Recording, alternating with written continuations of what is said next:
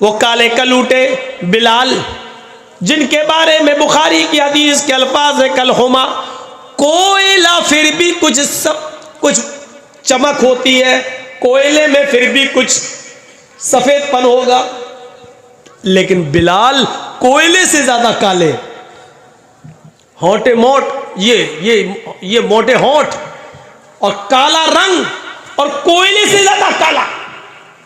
लेकिन अल्लाह के नबी फरमाते हैं, आए बिलाल, ऐसा कौन सा अमल करते हो कि मैंने तुम्हें जन्नत, जब मुझे दिखाई दी तो मैंने जन्नत के अंदर तुम्हारे जूतों की आवाज सुनी। यानी अल्लाह ने मुझे बता दिया बिलाल से मैं इतनी मोहब्बत करता हूं कि बिलाल को जन्नत देकर रहूंगा।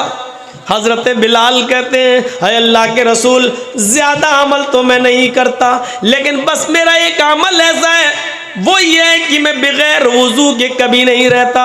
जब भी मेरा वुजू टूटता है मैं फौरन वुजू बना लेता हूँ और 2 4 6 8 रकात मैं नफिल नमाज जरूर पढ़ लेता हूँ। क़ज़ाए हाजत गया, पेशाब व पायखाना किया, फौरन मैंने वुजू बनाया, मैं बगैर वुजू के नहीं रहता हूँ। जब भी वुजू टूटता है तो फौरन वुजू बनाकर मैं 2 रकात 4 रकात नफिल जरूर पढ़ लेता हूँ। अल्लाह के नबी कहते हैं, बिलाल यही वो नेक अमल है जिसने तुम्हें तमाम सहाबा से मुमताज कर दिया है, तमाम सहाबा से आगे बढ़ा दिया है। इतना कहना था, उस मस्जिद में बड़े बड़े अमीर, बड़े बड़े महाजन, बड़े बड़े साहूकार, बड़े बड़े चौधरी और सरमायाकार और पैसे वाले लोग बैठे हुए थे। चीख पड़े, अरे बिलाल तुम्हारी शादी नहीं हुई है, ओ बिलाल तुम्हें एक नेक लड़की की जरूरत है, आए बिलाल तुम निकाह करना चाहते हो, आओ आए बिलाल आओ मेरे घर चलो, मेरी चांद जैसी खूबसूरत बेटी है, आओ मेरे घर चलो, पानी लेकर वो तुम्हारे सामने आएगी, एक नजर तुम मेरी बेटी पे डाल लो, उसका चेहरा देख लो, उसके हाथ की हथेली देख लो। आए बिलाल अगर मेरी बेटी तुम्हें पसंद आ जाए तो मैं अपनी बेटी का निकाह तुम्हारे साथ करने को तैयार हूँ। आए बिलाल अल्लाह के रसूल ने तुम्हें जन्नती कहा है, अगर तुम्हारे साथ मेरी बेटी ब्याह दी जाए, तुम्हारे साथ मैं अपनी बेटी का निकाह कर दूं तो मेरी बेटी भी तुम्हारी सोहबत में नेक अमल करने वाली हो जाएगी और वो भी जन्नत की हकदार हो जाएगी। और दीनदार लड़के से शादी करने की वजह से शायद अल्लाह मेरी भी बख्शिश कर दे, अल्लाह मेरी भी मग़फ़िरत फरमा दे। मेरे भाइयों, जैसे अल्लाह के नबी ने ये कहा कि बिलाल मैंने तुम्हारे जूतों की आवाज जन्नत में सुनी है, सहाबा ने ये नहीं देखा बिलाल के होंठ कितने मोटे हैं, उनके गाल कितने काले हैं, उनका चेहरा कितना बड़ा है, उनकी आंखें कैसी हैं, फिर इस पर नजर नहीं डाली। बड़े बड़े अमीर सहाबा ने अपनी लड़कियों की पेशकश कर दी। आए बिलाल इन्होंने पहले कह दिया है, पहले इनकी बेटी देख लो, अगर पसंद आ जाए तो कर लो और अगर ना आए तो मेरे घर आओ। आए बिलाल एक नजर मेरी बेटी पर भी डाल लो। आए बिलाल अगर मेरी बेटी तुम्हें पसंद आ जाए तो मैं भी निकाह करने के लिए तैयार हूँ। मेरे भाइयों, दीनदारी को मयार बनाया गया, दीनदारी को मयार बनाया गया, दीनदारी को मेरे भाइयों कसौटी बनाया गया है। वहां शक्ल सूरतों को नहीं देखा गया, कहा इन्नल्लाह ला यंजुरु इला सामिकुम वला इला सुवरिकुम, अल्लाह तुम्हारी शक्लें नहीं देखता, अल्लाह तुम्हारे जिस्मों को, शरीर को नहीं देखता, अल्लाह तो तुम्हारे तकवे को देखता, तुम्हारे दिलों को देखता है। ये बिलाल थे, ये बिलाल। मेरे भाइयों, इसी तरीके से एक अंसारी लड़की की तरफ एक सहाबी को भेजा गया, कहा अल्लाह के नबी ने जाओ तुम्हारी शादी नहीं हुई है, कहा नहीं, तुम फला फला घर पे जाओ, वहां एक अंसारी की लड़की रहती है, एक नजर उसको देख लो और उसके घर वालों से कह देना कि अल्लाह के रसूल सल्लल्लाहु अलैहि वसल्लम ने तुम्हें अपनी बेटी का निकाह मेरे साथ करने के लिए कहा है, जाओ तुम्हारा निकाह हो जाएगा। ये आदमी जाते हैं, ये सहाबी रसूल जाते हैं, दरवाजे को दस्तक देते हैं, घर के अंदर कोई मर्द नहीं है, वही लड़की जिसको देखने के लिए भेजा गया है घर में अकेली है, दरवाजे की ओर से सवाल करती है, तुम तो मोबाइल चलाने में शर्माती नहीं हो, तुम तो मैसेंजर और व्हाट्सएप चलाने में शर्म हया नहीं महसूस करती हो, तुम तो फेसबुक चला रही हो, तुम तो रास्तों में मोबाइल पर बात करती हुई चली जाना तुम्हारे लिए कोई शर्म हया की बात ना रही। वो औरत थी, लड़की थी, नबी अकरम ने उसको देखने के लिए भेजा था। सहाबी रसूल उसी के घर को, दरवाजे को दस्तक देते हैं, अंदर से आवाज आती है, कौन? इन्होंने अपना नाम बताया, मैं कहने लगे, अंदर से आवाज आती है, मेरे अब्बू नहीं है, मेरी अम्मी नहीं है, मैं घर में अकेली हूं, इसलिए मैं तुम्हें अंदर आने की इजाजत नहीं दे सकती। लेकिन ये तो बताओ तुम्हें आना कैसे हुआ, किस मकसद से आए हो? कहने लगे, ये सहाबी रसूल अल्लाह के नबी सल्लल्लाहु अलैहि वसल्लम ने तुम्हारे बाप के पास मुझे ये पैगाम देकर भेजा है कि उनकी एक बेटी है। कहा मैं ही उनकी बेटी हूं। कहा मुझे अल्लाह के नबी ने इसलिए भेजा है कि मैं उनकी बेटी को एक नजर देख लूं, और इसलिए भेजा है कि मैं तुम्हारे बाप से ये कहूं कि अल्लाह के रसूल ने तुम्हें अपनी बेटी का निकाह मेरे साथ करने का हुक्म दिया है। उस बेटी ने, घर के अंदर से आवाज आती है, तुम्हें कसम है उस रब की इज्जत और जलाल की जिसके हाथ में मेरी जान है और तुम्हारी जान है, अगर तुम्हें जनाब मोहम्मद रसूलुल्लाह ने हुक्म देकर भेजा है और ये कहा है कि इस घर में एक लड़की है उसको देख लो, तो मैं अपने घर के दरवाजे खोल देती हूँ और दरवाजे पर खड़ी होकर सिर्फ अपनी शक्ल तुम्हें दिखा देती हूँ। तुम एक नजर मुझे देख लो और फिर जो काम तुम्हें मेरे बाप से कहना है, नबी का फरमान सुनाना है, वो सुना देना, मैं दरवाजा बंद कर दूंगी। उसने कहा, आयल फला के बाप की बेटी, मैं कसम खाकर कहता हूं अल्लाह के इज्जत और जलाल की कि अल्लाह के नबी ने मुझे तुम्हें देखने के लिए भेजा है। उसने दरवाजा खोल दिया, नीचे निगाह कर ली, एक नजर देखने के लिए उसने अपना चेहरा उठा लिया, क्योंकि लड़की भी एक नजर लड़के को देख सकती है। उसने भी अपना चेहरा उठा लिया और उसके बाद उसने कहा, शायद अब तुमने मुझे एक नजर देख लिया है, इसके बाद अब तुम्हारे लिए देखना जायज नहीं है। ये कहकर उसने दरवाजा बंद करते हुए कहा, आए मेरे नबी के सहाबी, अगर नबी की इजाजत है तो तुम बसद खुलूस देकर अपने दिलों में अरमान पैदा करके शादी का ख्वाब और सपना सजा कर जा सकते हो। लेकिन याद रखना, अगर अल्लाह के नबी के हुक्म के बगैर तुम आए हो और नबी की हुक्म के बिना तुमने मुझे देखा है, तो काबे के रब की कसम क़यामत के दिन मैं तुम्हारा दामन पकड़ूंगी। यहाँ तुमने मुझे देखा है, इसका हिसाब व किताब कल मैं क़यामत के दिन तुमसे लूंगी। ये कहकर उसने अपना दरवाजा बंद कर दिया। मेरे प्यारे साथियों, कल तक नबी के हुक्म के बाद वो अपना दरवाजा खोलकर सिर्फ अपना चेहरा दिखाकर दरवाजा बंद कर देती थी और जाते जाते ये कह देती थी कि अगर ये नबी का हुक्म नहीं और तुमने कोई प्लानिंग करके मुझे देखने की कोशिश की तो इसका फैसला कल क़यामत के दिन होगा। मेरी बहनों, आज इस जमाने में कौन सी उम्मीदें तुमसे लगाई जाए, आज क्या कहा जाए, आज के दौर में कौन है जो ये कह सके कि अगर तुम्हें अल्लाह के रसूल के हुक्म से देख रहे हो तो ठीक, वरना ऐसे देख रहे हो तो क़यामत के दिन हमारा हिसाब व किताब तुमसे क़यामत के दिन होगा। क्या ये जबान है तुम्हारे पास कहने की? नहीं है। तुम तो एक ऑर्डर पर व्हाट्सएप पर अपना फोटो भेज देती हो। तुम तो मिलने के लिए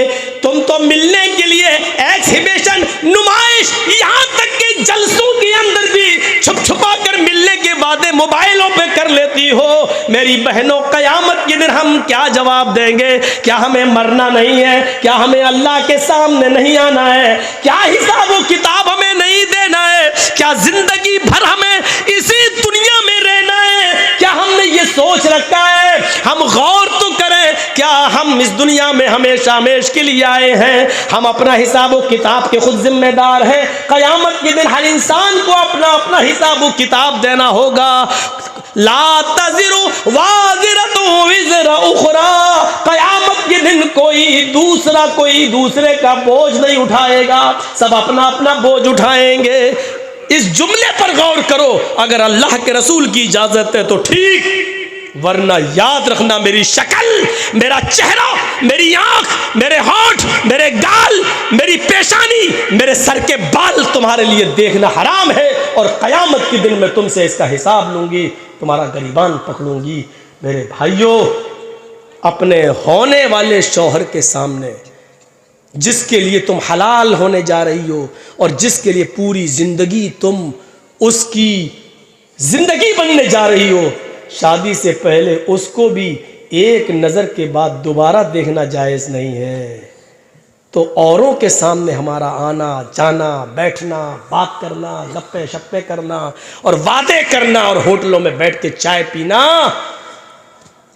ये कहाँ से जायज़ हो जाएगा? इतनी सी अक्ल अगर हमें आ जाए तो हम समझ लें। जिसके साथ मेरा रिश्ता हो रहा है और जिसको मैं एक नजर देखने जा रहा हूं कि ये मेरी बीवी बनेगी जिंदगी भर के लिए, उस लड़की के लिए भी जायज नहीं है कि एक नजर मुझे देखने के बाद और मैं उसको एक नजर देखने के बाद फिर शादी तक उसको देखूं। जब दोबारा उसको देखने की इजाजत नहीं है, उसको जो मेरी बीवी बनने जा रही है, उसको जो मेरा शौहर बनने जा रहा है, तो फिर गैरों के सामने आने की इजाजत कैसे हो सकती है? इतनी सी बात अगर हम समझ लें तो सब मामला खत्म। अल्लाह शक्ल और सूरतों को नहीं देखता। याद है आपको, वो जंगल में जा रहा था, अपना घर का असासा और सामान लाद कर ऊंट पर, घर खाली कर दिया, जा रहा है, दूसरी जगह शिफ्ट होना है, जंगल से गुजर रहा था, थक गया बेचारा। देखिए, थक गया बेचारा, और थक गया तो सोचने लगा कि ये दरख्त, ये पेड़ आ गया ट्री, इस पेड़ के नीचे थोड़ा सा मैं आराम कर लूं। दो दरख्त थे थोड़ी थोड़ी दूरी पर, उसने ऊंट से उतरकर रस्सी से बांध दिया दरख्त से ऊंट को बिठा दिया। ऊंट पर सामान लदा हुआ है और इधर आकर, अरब के लोग बड़े सीधे साधे होते थे, ऐसे पगड़ी उतारी, गमछा पगड़ी वगड़ी बांधे रहते थे, अमामा ऐसे उतारा सर से और उसको बिछाया और लेट गए। बादिया नशीन लोग थे, जंगलों में जिंदगी गुजारने वाले, भेड़ बकरियां चराने वाली कौम। तो वो लेट गया, थका हुआ था, सो गया। अचानक आँख खुल गई। हम लोग भी जब ट्रेनों में सफ़र करते हैं ना, तो रात में कभी आँख खुल जाए तो सबसे पहले देखते हैं अटैची है कि नहीं, कोई ले तो नहीं गया। कभी कभी जूता भी देखना पड़ता है, क्योंकि चोरों को तो जूते से भी मतलब नहीं है। 100 का ना सही 10 का बिकेगा, 10 ही काफ़ी हमारे लिए, कम से कम एक सिगरेट तो आ जाएगी। तो बार बार देखना पड़ता है। आँख खुली तो सबसे पहले सामान की तरफ, ऐसे ही इसकी आँख खुली तो ऊँट को देखा, ऊँट गायब। देखा तो ऊँट गायब, और सोचो कितनी तकलीफ हुई होगी।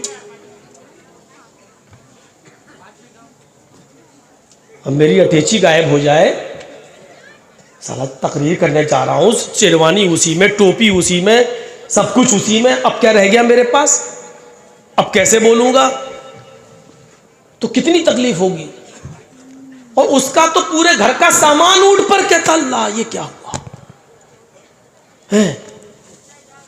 होश गायब, इधर उधर भागता है, इधर जाता है, दौड़ता है, भागता है, ऊंट नहीं मिल रहा है। भागते भागते दौड़ते दौड़ते पहाड़ी पे चढ़ गया, पहाड़ी से नीचे देखता है, अरे इतने ऊपर से ऊंट थोड़ी कूदेगा। भागते हुए झाड़ी में गया, पूरे जंगल में ढूंढा, ऊंट नहीं मिला।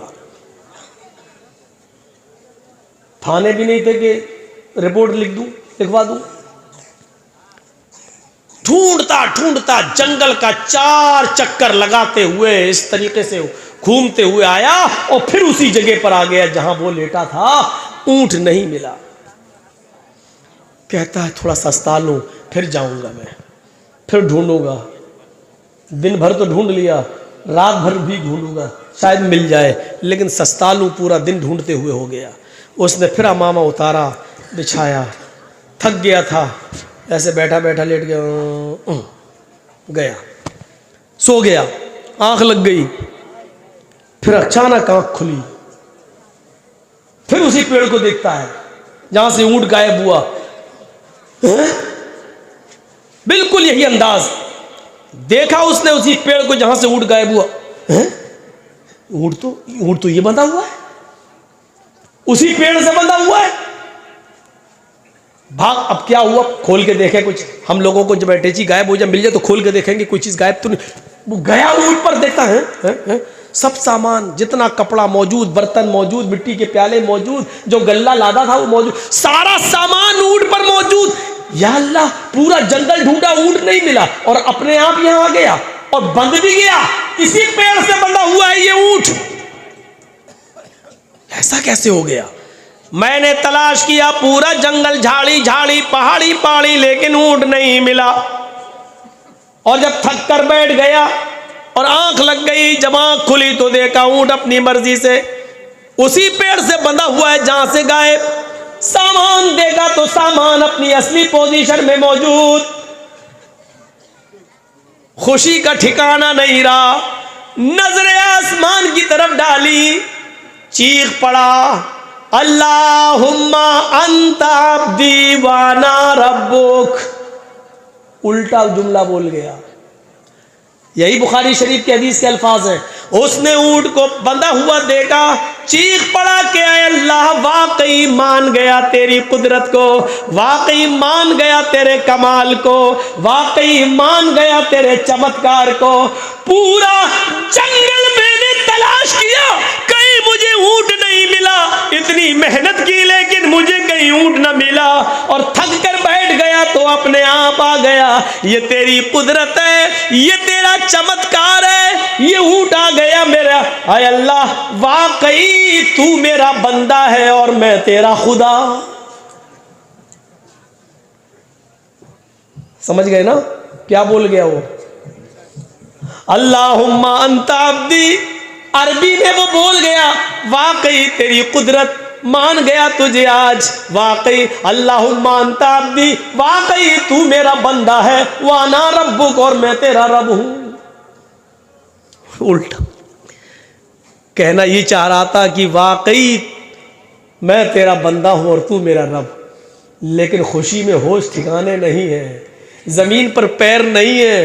पूरा दिन ऊंट गायब रहा और अचानक मिल जाए तो कितना खुश, इतना खुश के मारे खुशी को मैं उसको दिखाई, उसको समझ में नहीं आ रहा है कि उसकी जबान से क्या निकल गया। क्या कह रहा है? वाकई तू मेरा बंदा है और मैं तेरा रब हूं, मैं तेरा खुदा।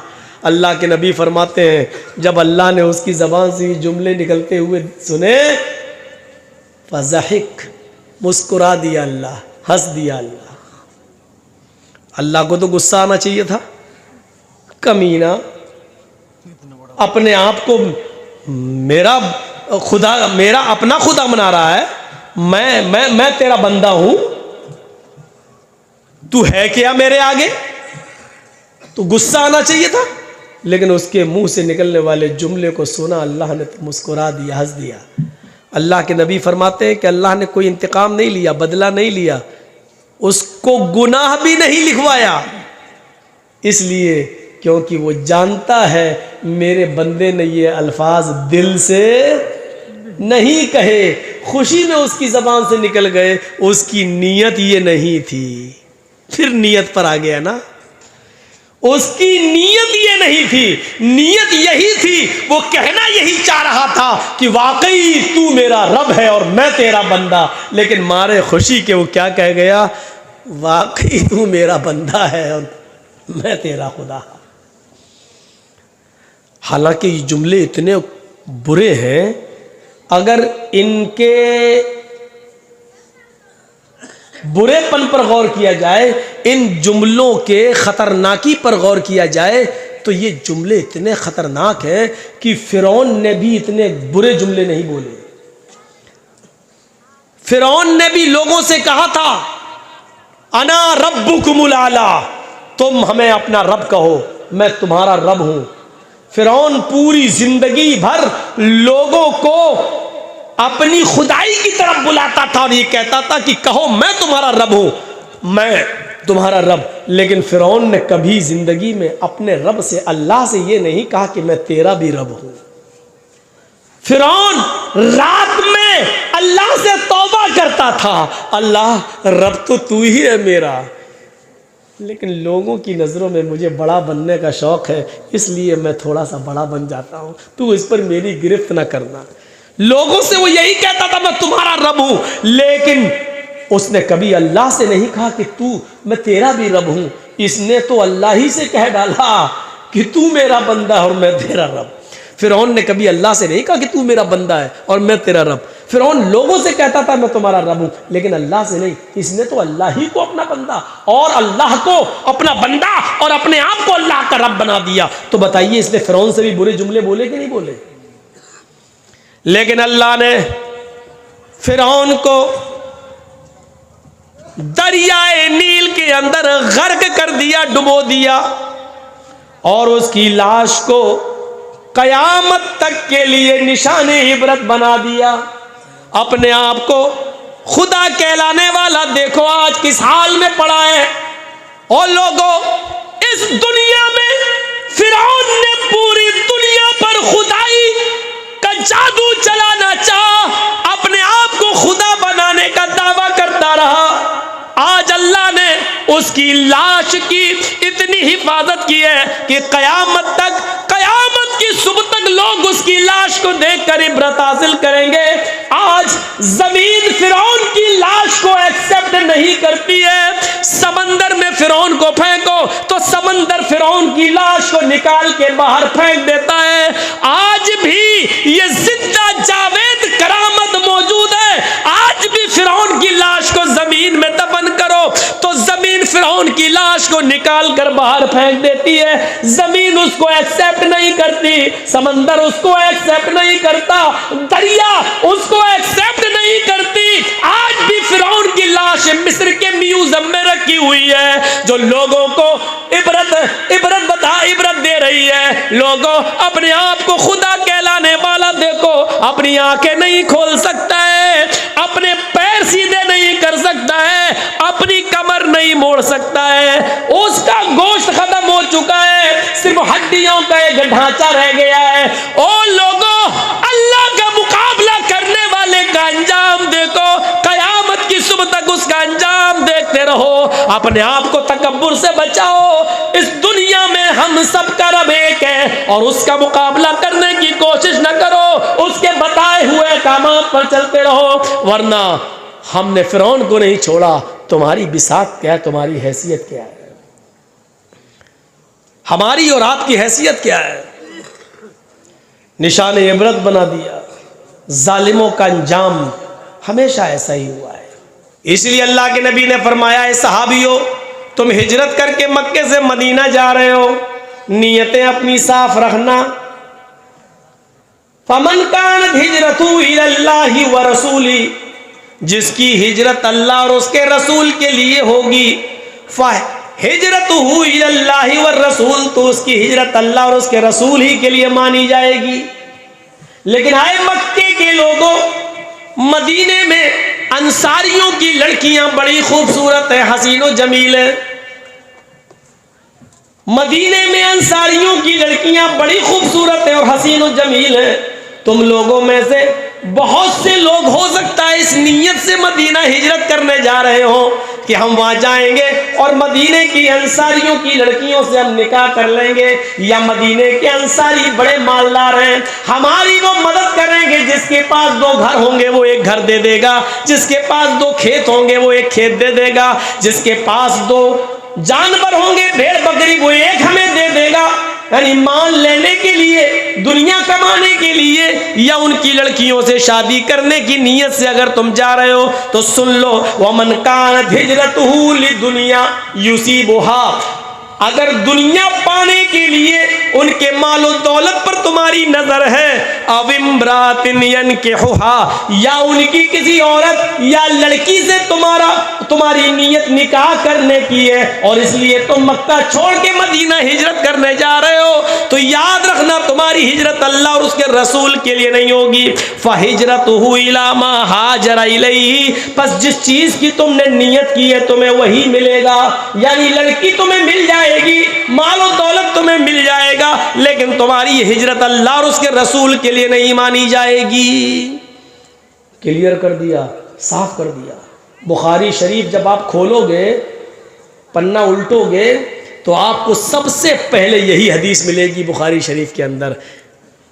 पहली हदीस, जानते हो इमाम बुखारी ने पहली हदीस क्यों नकल की है बुखारी के अंदर? ये इमाम बुखारी की अकल को दाद देना पड़ेगी, क्योंकि आप जो बुखारी पढ़ने जा रहे हो, 7000 हदीसों का मुताला करने जा रहे हो, इसमें नमाज, रोज़े, हज, ज़कात, लेन देन, कारोबार, बिजनेस, जन्नत, जहन्नम, हर चीज़ के मामलात हैं, लेकिन इन तमाम मामलात को पढ़ने से पहले तुम अपनी नीयत सही कर लो, क्योंकि आगे का मामला सब नीयत पर डिपेंड है, नीयत पर डिपेंड है।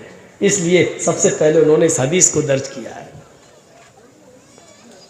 हमारी नीयतों पर डिपेंड है, नीयतों पर। बुखारी शरीफ के अंदर एक बड़ा अच्छा किस्सा आया है, अच्छा सुनिए तो जरा, आपको भी अच्छा लगेगा। और ये कोई लैला मजनू की किताब से हम नहीं सुना रहे हैं, बुखारी शरीफ की हदीस से एक वाक़या सुना रहे हैं। सुनिए, आज बहुत आहिस्ता आपको समझा रहा हूं मैं, नसीहत है मेरी। सुनिए ये वाक़या बुखारी का। एक आदमी ने नीयत की, एक आदमी ने नीयत की कि मेरे पास बहुत सा माल है, लेकिन अल्लाह के रसूल सल्लल्लाहु अलैहि वसल्लम ने फरमाया कि सदका और खैरात करो, किसी गरीब की मदद करो, इस तरह मदद करो कि दाएं हाथ से किसी को दो तो बाएं हाथ को भी उसकी खबर न हो। तो ऐसा करता हूं, रात के अंधेरे में मैं निकलूंगा और किसी गरीब आदमी की मदद मैं करूंगा, जो भी ज़रूरतमंद मुझे रास्ते में मिलेगा मैं उसकी मदद करूंगा। नीयत कैसी थी? मैं कुछ आपसे पूछता भी जाऊंगा, देखता हूं कि सुन रहे हैं कि सो रहे हैं। अच्छा ये बताइए कि इस आदमी ने ये सोचा रात के अंधेरे में मैं निकलूंगा और किसी गरीब आदमी की मदद करूंगा, किसी को पता ही नहीं चलेगा कि मैंने किसी गरीब की मदद की है। नीयत कैसी थी? अच्छी। इशा की नमाज के बाद लेट गया, सो गया, आधी रात के बाद उठा। इसने कहा चलो सब सो रहे हैं, अब देखूं कौन जरूरतमंद है। अपने माल जिसको सदक़े और खैरात के लिए निकाला था, उस माल का तीसरा हिस्सा 3 हिस्सों में उसने तकसीम कर रखा था। 3 हिस्सों में उसका एक हिस्सा उसने निकाला और रात के अंधेरे में निकल गया किसी को देने के लिए। जैसे ही वो रात में निकला तो क्या देखा, उसके घर से निकलने के बाद 1-2 किलोमीटर की दूरी पर, 1-2 मील की दूरी पर इसने एक आदमी को देखा कि वो बैठा हुआ है सड़क के किनारे। यह आदमी समझा कि यही जरूरतमंद है। ये उसके करीब गया और इसने उस आदमी का नाम हम कुछ नहीं पूछा। उसने पूछा रात के अंधेरे में कोई जरूरतमंद ही निकल सकता है, लगता है तुम कोई मजबूर आदमी हो, अगर रास्ता भूल गए हो तो मैं तुम्हें रास्ता बता दूं, और अगर तुम्हें किसी मजबूरी ने घर से निकाला है तो मुझे बताओ, मेरे पास सदके का कुछ माल है, मैं एक गरीब आदमी की मदद करना चाहता हूं। वो आदमी फौरन बोला मुझे किसी मजबूरी ही ने घर से बाहर निकाला है और मैं जरूरी नहीं समझता कि मैं अपने घर की मजबूरी तुम्हें बताऊं। सदका देने वाला कहने लगा मैं भी जरूरी नहीं समझता कि तुम्हारे घर की मजबूरी को मैं जानूं। तुमने कह दिया मजबूर हूं, मैं सदके का माल तुम्हें दे रहा हूं, ये ले लो। दे दिया उसको, अपने घर चला आया, वुजू बनाया और तहज्जुद की नमाज पढ़ने लगा। तहज्जुद की नमाज पढ़कर बड़ा खुश था। अल्लाह, आज मैंने किसी गरीब की, किसी जरूरतमंद की जरूरत को पूरा कर दिया है, और तेरे नबी ने फरमाया दाएं हाथ से दो, बाएं हाथ को भी खबर ना हो। मैंने दाएं हाथ से दिया और बाएं हाथ को भी खबर नहीं हुई। सो गया। थोड़ी देर के बाद फजर की अजान हो गई, उठा और मस्जिद में नमाज पढ़ने गया। नमाज पढ़ के घर आया, कुरान की तिलावत करने लगा। कुरान की तिलावत के बाद थोड़ा सा बाजार की तरफ, घर से बाहर की तरफ निकला, चहलकदमी कर लूं। उस जमाने में लोग फजर की नमाज के बाद सोया नहीं करते थे, और अच्छा भी नहीं है फजर की नमाज के बाद सोना। मेरे भाइयों, ये आदमी फजर की नमाज पढ़ने के बाद कुरान की तिलावत किया, और तिलावत करने के बाद जब सूरज निकल गया तो चहलकदमी के लिए थोड़ा सा बाहर निकला। जैसे हम लोगों में सुबह सुबह लोग बाहर निकलते हैं, चाय की होटलों पे लोग चाय पीते हैं, उस जमाने में भी लोग चहलकदमियां करने के लिए निकला करते थे। ये बाजार में पहुंचता है तो क्या सुनता है, लोगों में शोर हो रहा है, कुछ लोगों में ये चर्चा हो रहा है। मैं उनके पास बैठ गया, मैंने पूछा किस बात का चर्चा हो रहा है, तुम लोग कौन सी बात पर गुफ्तगू कर रहे हो? सारे लोग मुझसे कहने लगे इस आदमी से तुम्हें नहीं मालूम? कहा नहीं। अरे पता नहीं रात में कोई अल्लाह का नेक बंदा, पता नहीं रात में कोई अल्लाह का नेक बंदा अपने घर से आधी रात के बाद निकला, उसके पास सदके का माल था और वो किसी गरीब की मदद करना चाहता था, लेकिन वो बेचारा धोखा खा गया। इसी से कह रहे हैं, ये कहता है धोखा खा गया। हाँ, वो किसी गरीब की मदद करना चाहता था, लेकिन वो जिसके हाथ में अपना सदका दे गया वो तो बहुत बड़ा अमीर आदमी है, उसको तो सदके की जरूरत ही नहीं थी। वो आदमी धोखा खा गया और गरीब के बजाय किसी अमीर आदमी की मदद कर गया।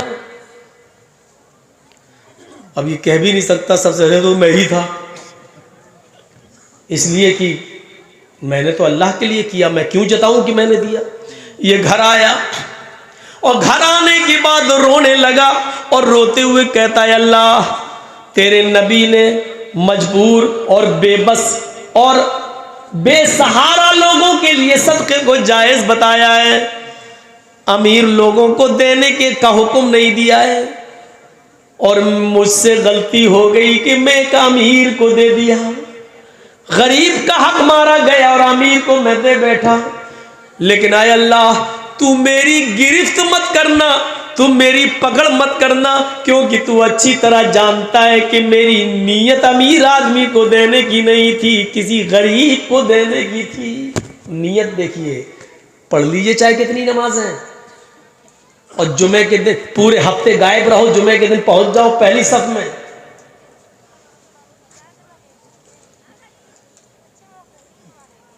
और इसलिए पहुंच जाओ कि मोहल्ले वाले ये कहेंगे अगर जुमे के दिन नमाज नहीं पढ़ेंगे तो लोग कहेंगे पूरा हफ्ता तो पढ़ता नहीं, कमीना जुमे तक की नहीं पढ़ता। पढ़ते रहो चाहे कितनी नमाज है। ये जितने भी काम हो रहे हैं, हमारे 10 साल के बच्चे ने रोजा रखा, इफ्तार पार्टी हो रही है, रिश्तेदारों को बुलाया जा रहा है, क्या हुआ मेरे बच्चे ने रोजा रखा। अबे तेरे बाप की हदीस है, तेरा बच्चा रोजा रखे तो सबको बुला। कहां से लाया ये सारे ड्रामे तू? खतना कराया, बच्चे का हार डाला उसके अंदर, क्या वैसा लग रहा जैसे आज ही मुसलमान हुआ है बच्चा, बहुत बड़ी नियामत मिल गई है उसको। सुन लो, इस तरीके के खाने चाहे रमजान के रोजे रखने की खुशी ही में क्यों ना हो, मेरे बच्चे ने रोजा रख लिया, आज मेरे बच्चे ने कलाम पाक खत्म कर लिया, कुरान शरीफ पूरा कर लिया, बुलाओ खुशी में। सबको बुलाया जा रहा है, खाना लो, क्या किस खुशी में? बच्चे ने कलाम पाक खत्म कर लिया।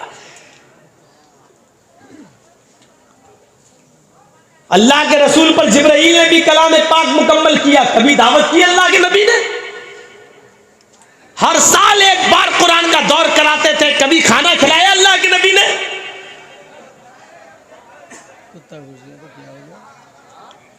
खामोशी के साथ भैया भगा दो, कोई आया हो तो। कोई रिश्वतखोर होगा, उसका जन्म हुआ होगा कुत्ते होते का।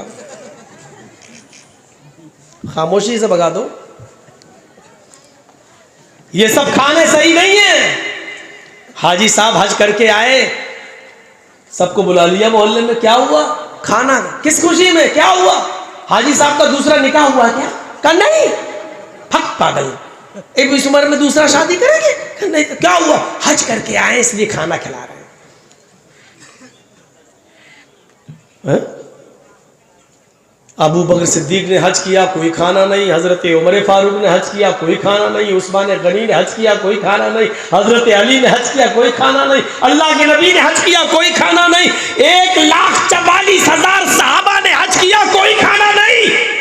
ये हमारा हाजी इतना मुबारक हो गया, हज करके आया, खाना खिलाएगा। शरीयत ने सिर्फ 2 खाने बताए हैं जायज, बस, और उसको सुन्नत करार दिया है। 2 खाने। एक खाना जिसको हम वलीमा कहते हैं शादी के बाद, बीवी की रुखसती के बाद,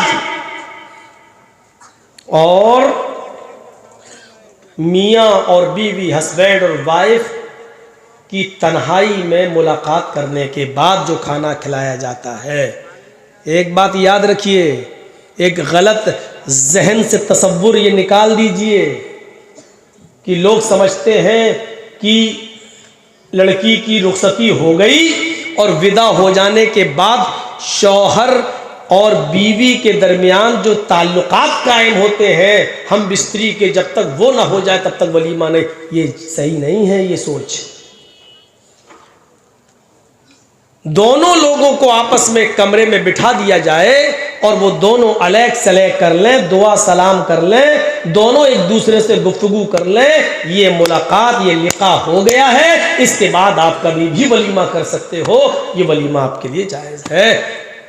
उसके अंदर वो पहली रात है और ये वो सब हम बोलना भी नहीं चाहते हैं, उस तरफ जाना भी नहीं चाह रहे हैं हम। हमारी माँ बहनें भी मेरे सामने ही बैठी हुई हैं। तो मेरे भाइयों, वो ज़रूरी नहीं है वो चीज़, इतना याद रखिएगा। बस मुलाकात हो जाए, दोनों एक कमरे में आपस में बातचीत कर लें, गुफ्तो शुनीद हो जाए, अलग सलैक हो जाए, आपस में एक दूसरे को कुछ खिला पिला दें, ये मुलाकात हो गई। इसके बाद आप वलीमा कीजिए। और वलीमा कोई ज़रूरी नहीं कि एक ही दिन करें, आप दूसरे दिन भी करना चाहें तो दूसरे दिन भी खिलाएं, तीसरे दिन भी खिलाएं, हफ्ता भर खिलाएं, 10 दिन खिलाएं, 20 दिन खिलाएं, आपको कोई नहीं रोक रहा है। रोक रहा हूं तो सिर्फ इस बात से कि चोर और डाकू बनकर लड़की वालों के घर मत खाओ।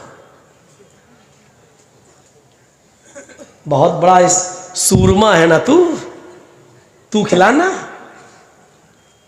लड़की को लेके तू आया है, शादी तूने की है, तो अब तू खिला, दूसरे दिन भी खिलाना। खिलाने पिलाने का बड़ा शौक है, 20 दिन खिला, 25 दिन खिला, 1 महीना खिला, कोई रुकावट नहीं है। खिला जितना खिला सकता है, वलीमा कर।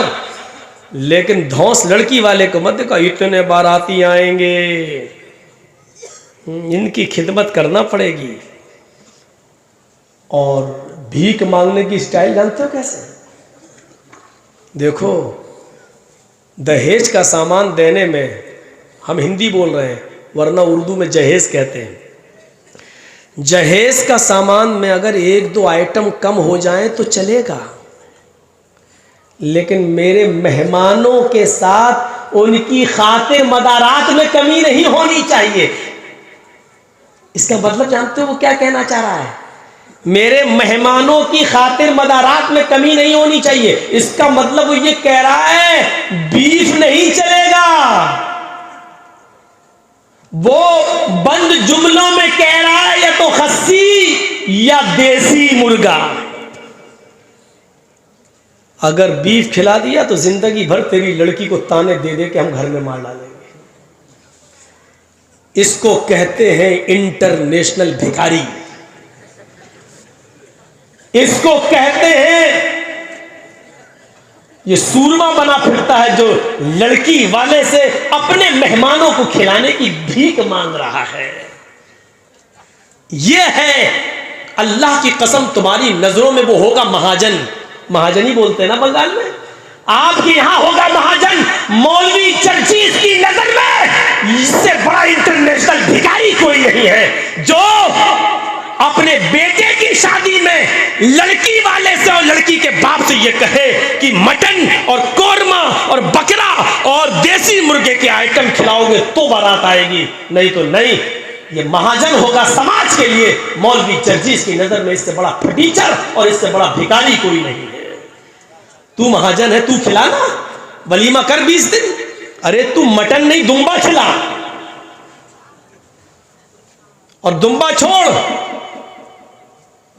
दिल्ली की शालीमार होटल से लेग पीस मंगा और खिला, वहां से इंटरनेशनल खाने मंगा और खिला, तुझे कोई नहीं रोक रहा है। लेकिन लड़की वाले पर बोझ नहीं डाल सकते हो तुम।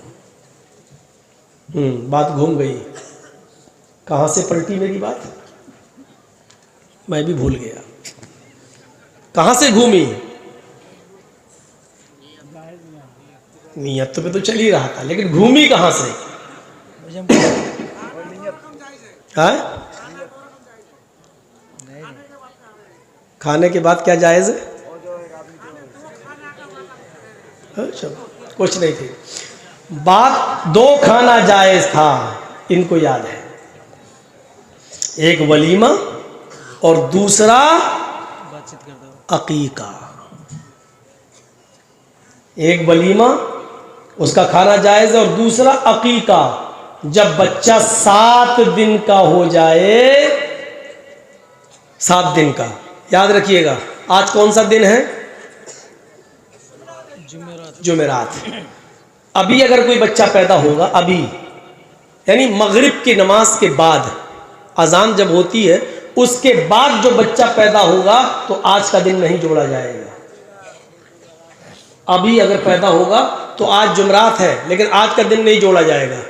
जुमा, शनिचर, इतवार, सोम, मंगल, बुध, जुमेरात। अकीका 7वें दिन होगा और वो जुमेरात से पहला दिन जोड़ा जाएगा। जुमेरात, जुमा, शनिचर, इतवार, सोमवार, मंगल, बुध, बुध को होगा।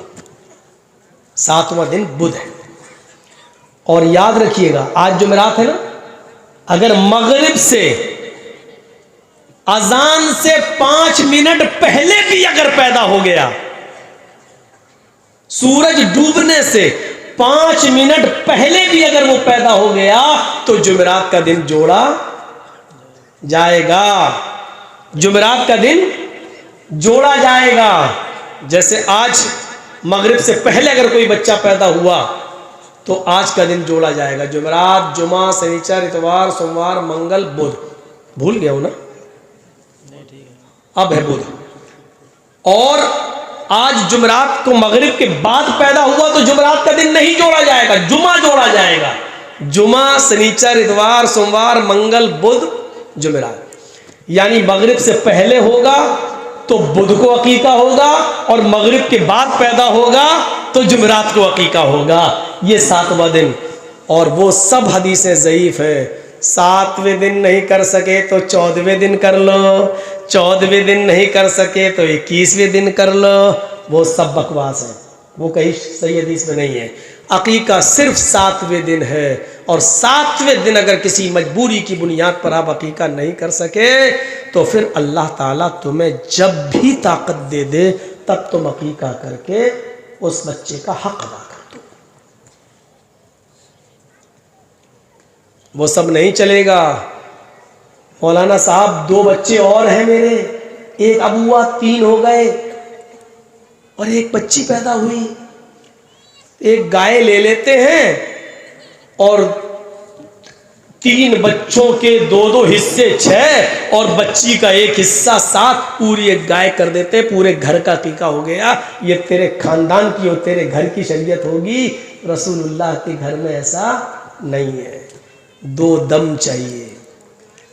लड़का है तो 2 जानवर, और वो भी छोटे जानवर का जिक्र है। गाय, भैंस, ऊंट, इनका जिक्र नहीं है।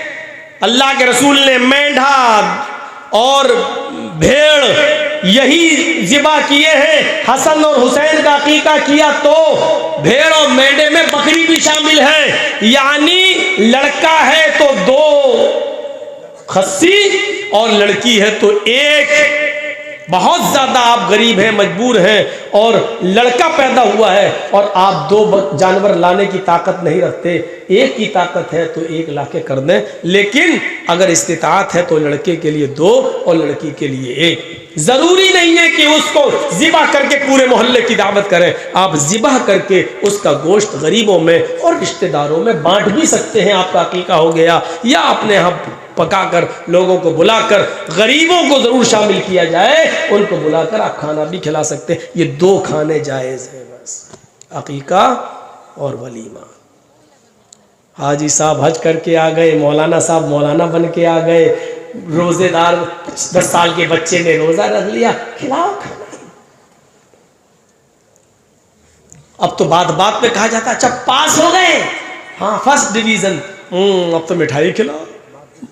बेशर्मी इतनी कि मांग मांग के और खाई जाती है। बड़ा कमीना है, कहाँ बड़ा पास हो गया फिर भी मिठाई नहीं खिलाई, फिर भी नहीं लाया। और बर्थडे तो ऐसा मनता है कि उसकी तो मिसाली देना बेकार है। तो वो आदमी घर आया, हाँ अब सुनिए, अब बात को मैं यहां से टर्न कर रहा हूं। वो आदमी अपने घर आया और कहता है कि अल्लाह तू अच्छी तरीके से जानता है कि अमीर आदमी को मेरी सदका और खैरात करने की नीयत नहीं थी, लेकिन मैं कर गया।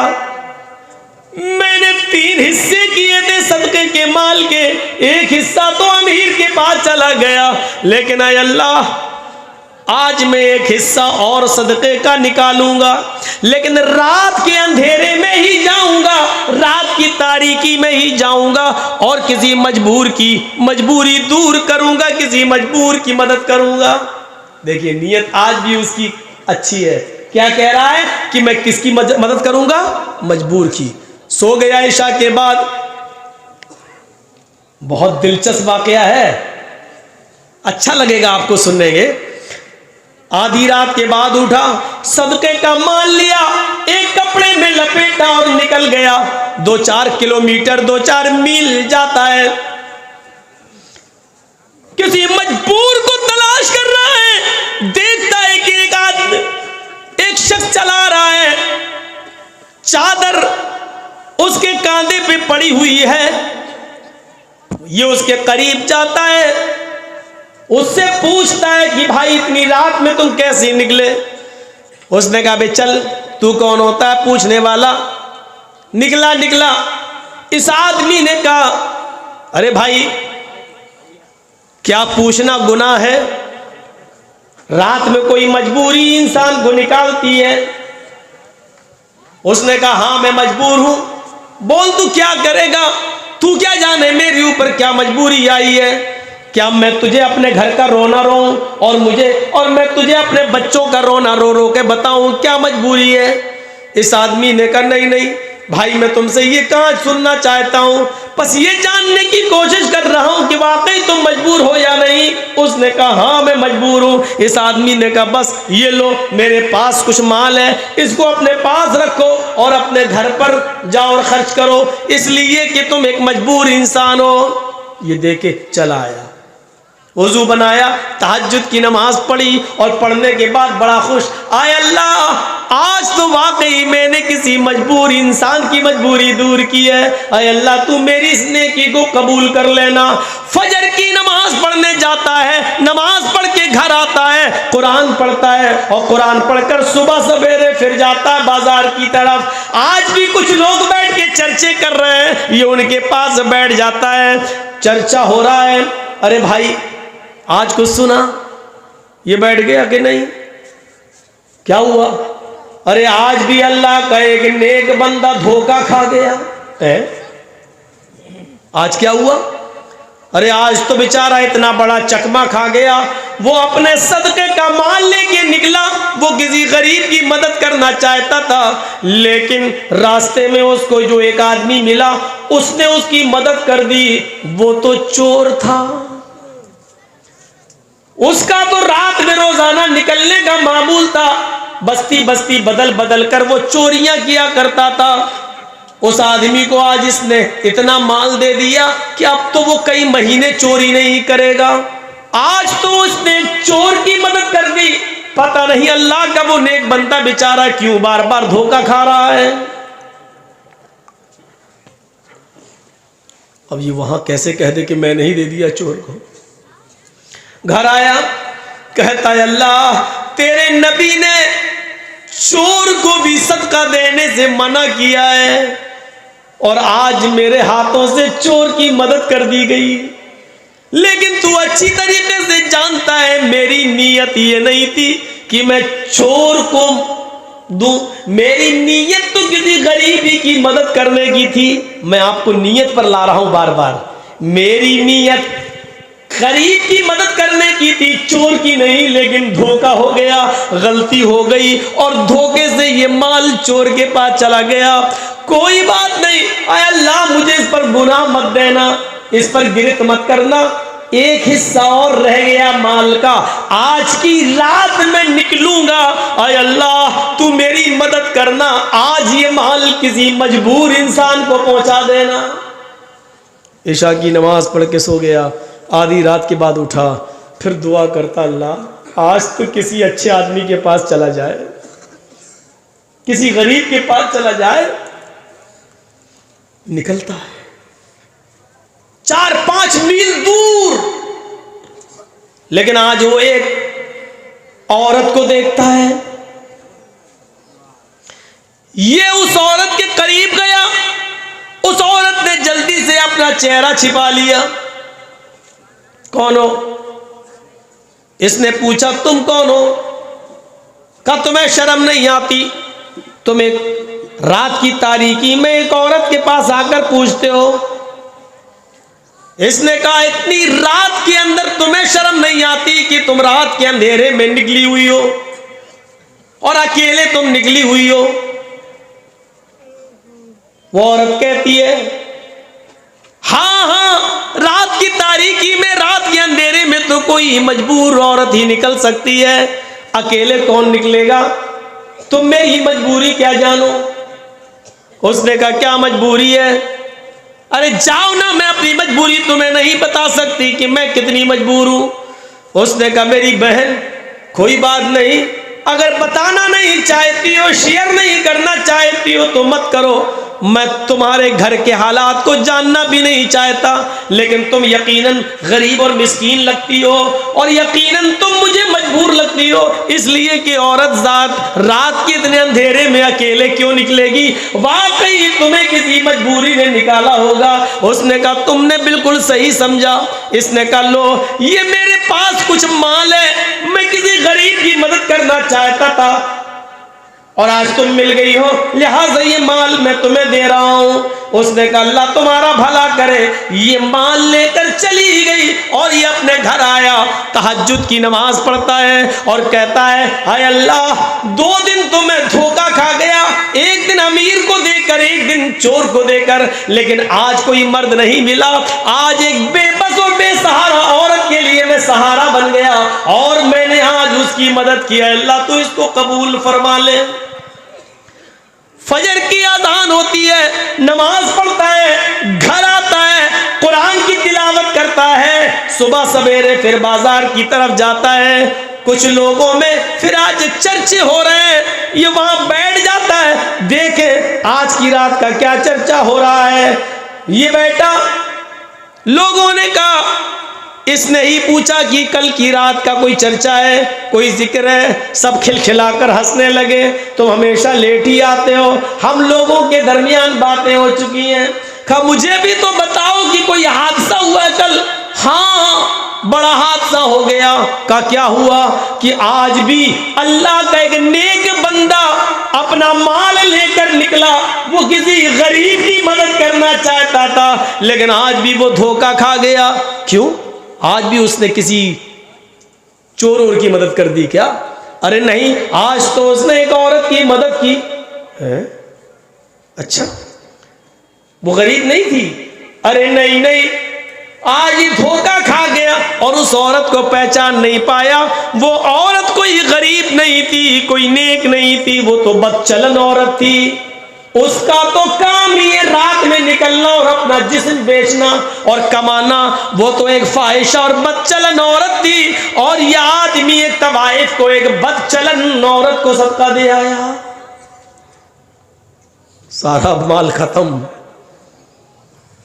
और 3 दिन से धोखा खा रहा है। और ये वाकया बुखारी के अंदर है। ये घर आया, कहता अल्लाह अगर तुम मुझे सवाब न दे तो अजाब भी मत देना।